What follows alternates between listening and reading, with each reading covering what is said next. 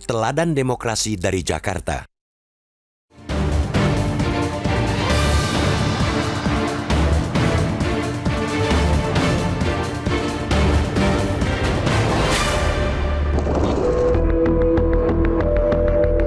Setelah tahapan pilkada dibuka dengan pengumuman pendaftaran pasangan calon pada akhir Agustus lalu, akhirnya warga Jakarta mengetahui siapa yang akan menjadi pemimpin baru mereka.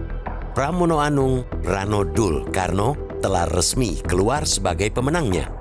Kepastian itu datang setelah KPU Jakarta menggelar rapat pleno penetapan hasil pemilihan Gubernur DKI Jakarta 2024 kemarin. Presentase kemenangan 50,07% suara yang diraih Pram Dul membuat syarat pilkada Jakarta digelar dalam satu putaran menjadi terpenuhi.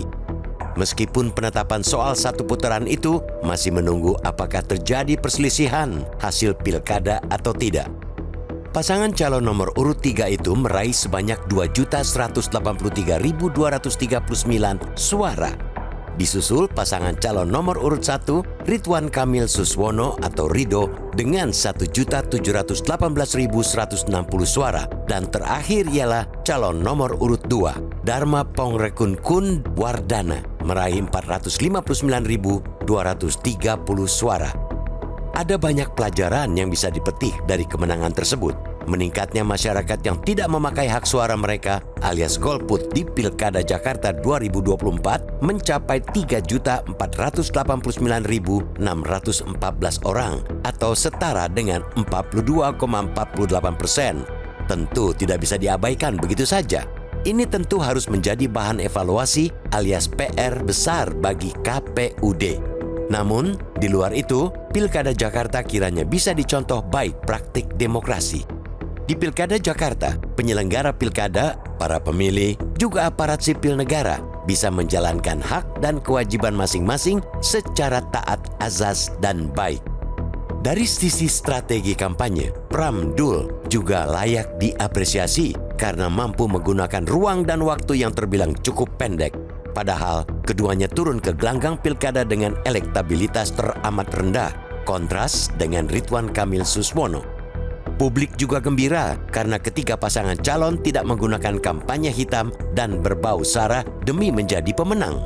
Polarisasi di masyarakat yang sempat terjadi 7 tahun silam bahkan sampai menyisakan residu tidak terulang di Pilkada DKI Jakarta 2024. Hal itu memang sudah sepatutnya terjadi mengingat Pilkada Jakarta adalah barometer demokrasi. Praktek-praktek yang mencederai demokrasi seperti politik uang, bagi-bagi sembako, dan ketidaknetralan aparat bisa dicegah bahkan dinihilkan. Penyelenggaraan pemilu baik KPU maupun Bawaslu Jakarta juga telah menjalankan tugas secara transparan dan penuh tanggung jawab. Para pemilih juga nyaris tidak terpengaruh oleh rupa-rupa iming-iming uang maupun sembako. Inilah teladan dan praktik terbaik dari demokrasi di pilkada kali ini.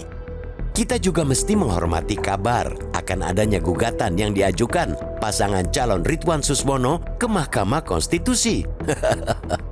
Biar bagaimanapun, adalah hak setiap pasangan calon untuk menempuh jalan konstitusi ketika tidak puas dengan hasil rekapitulasi. Proses ini dijamin oleh undang-undang dan merupakan bagian dari mekanisme demokrasi untuk menjaga transparansi hasil pilkada. Dengan menempuh jalur hukum, pasangan calon nomor urut 1 itu menunjukkan komitmen dalam menyelesaikan sengketa secara damai. Namun demikian, kita juga harus mengingatkan bahwa beban pembuktian ada di pihak penggugat. Ridwan Suswono beserta tim harus bisa menghadirkan bukti yang kuat tentang adanya dugaan kecurangan. Jika tidak, semua energi hanya terbuang percuma. Mubazir, sia-sia belaka. Sia-sia karena sebenarnya ada banyak pekerjaan besar agar bangsa ini segera melangkah ke fase berikutnya.